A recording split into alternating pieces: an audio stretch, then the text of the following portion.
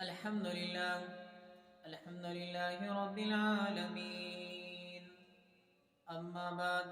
سامعین محترم، گزشتہ درسوں میں نماز کے اوقات کے حوالے سے مسائل چل رہے تھے۔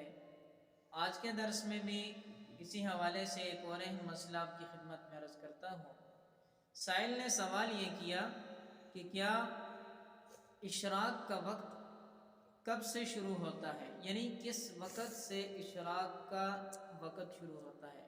تو یاد رکھیں، صبح سورج جب طلوع ہوتا ہے تو طلوع ہوتے وقت جو زردی ہوتی ہے، جیسے ہی زردی ختم ہو جائے تو اس کے بعد نماز اشراق کا وقت شروع ہو جاتا ہے